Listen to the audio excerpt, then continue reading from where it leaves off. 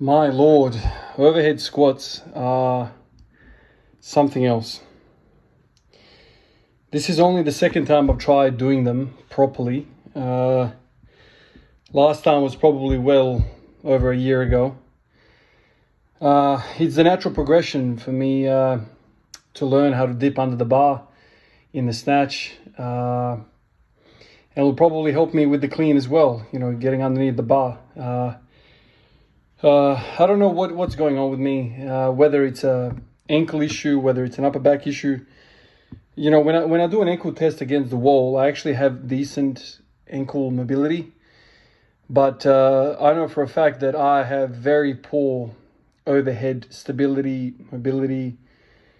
And it basically shocks my entire nervous system in trying to freaking have this weight above my head. And so I get to about 90-degree knee bend and I basically lose all stability and the bar starts to go all sorts of different directions. I lose that thoracic extension. I cannot hold that thoracic extension. And then I go into a whole bunch of coping mechanisms, into compensations, which are simply not going to be effective when you're doing this. So probably the reason why I can't snatch properly is because I can't do overhead squats. That's a component of the damn lift, and if you can't do it without any velocity in the bar, how the hell are you supposed to catch that thing overhead and also deal with it? So I did 7 sets of 5 today with 40 kilos, and I feel like I've been beaten up. My nervous system is shook. It's all very, very shaken. My upper back is pumped. My neck is pumped. I literally feel like I need to go for a nap. And I will go for a nap because I've got a night shift coming up. But it's,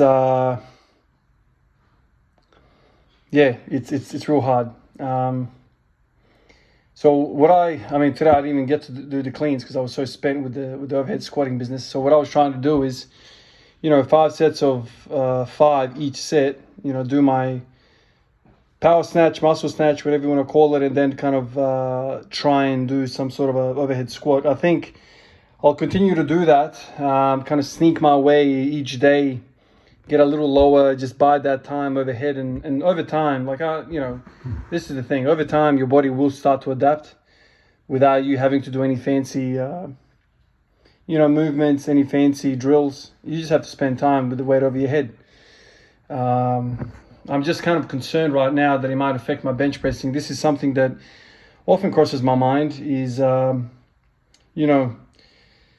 matching certain movements with other certain movements.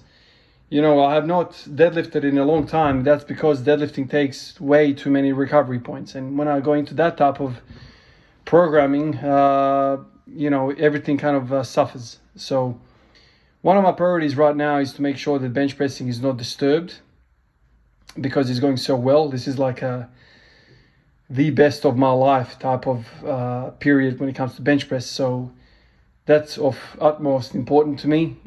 Squatting is suffering because of that, because I'm not, doing too much front squatting. I'm not doing a lot of volume in that squatting patterns at all. But that's kind of what you have to do. You can't go, 10 RPM in every lift. You have to pick and choose. And right now I'm kind of thinking, now that I finished the workout, I'm thinking, man, maybe it's not going to be suitable. So I'll see how I go with bench pressing tomorrow. But right now it feels like the whole freaking shoulder girdle, the traps, shoulders, even neck, man, like just that whole general upper back region is really, really taxed. But having that said, the cleans and the snatches in the past have carried over well to bench pressing. Whether this is going to go into the same basket as that, if it's going to help me with bench pressing, will be freaking amazing.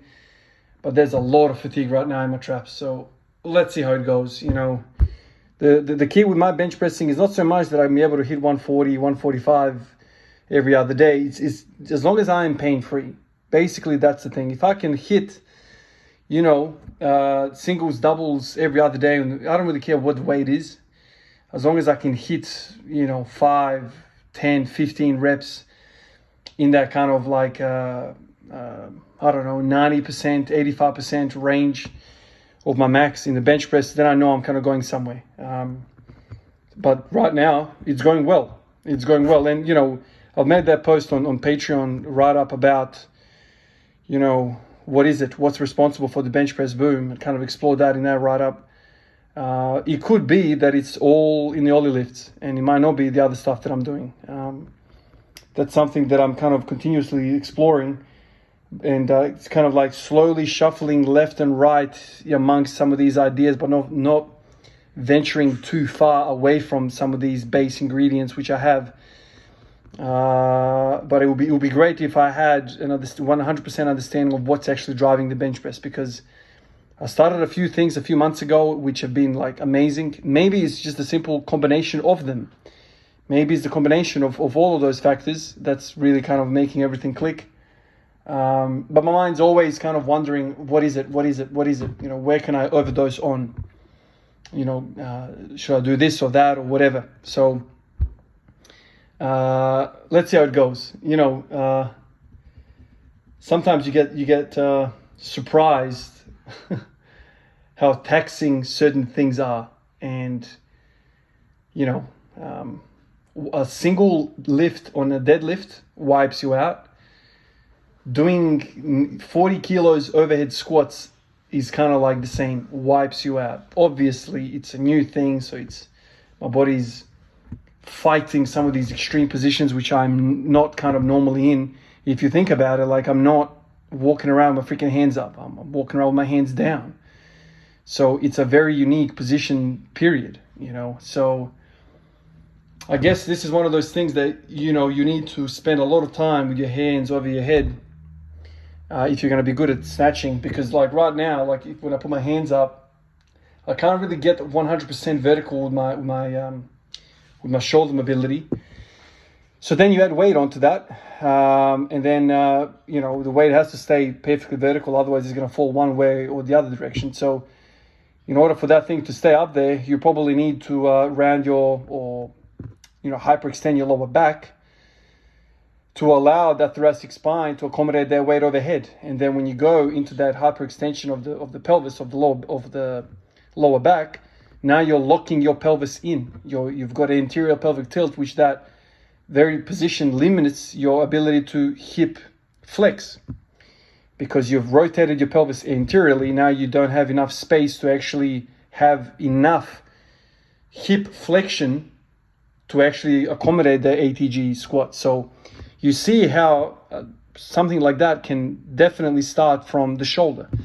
So the reason why you can't overhead squat could be because of your shoulder mobility, which is crazy to think, but it's definitely a thing, right? The body compensates up and down the stream to make this thing happen. So, which is also probably another thing which is affecting me in the front squat and the back squat as well. I've always felt like I can't put the full force into the bar. Something's always balancing me off. So maybe these overhead squats and snatching in general are going to improve me overall as an athlete. Right now, I feel like I've been beaten up. It is a glaring weakness, and so let's see how I cope with it. It's taxing, and today was also very hot as well. Maybe on a cooler day, I would have gotten to some cleans as well. Ideally, I want to get to some cleans, because those things also need freaking practice, you know. But today, as the first session of overhead squats, I'm spent, man, absolutely spent. Anyway, guys, like always, appreciate all of you guys, and I will catch you in the next one. Peace out.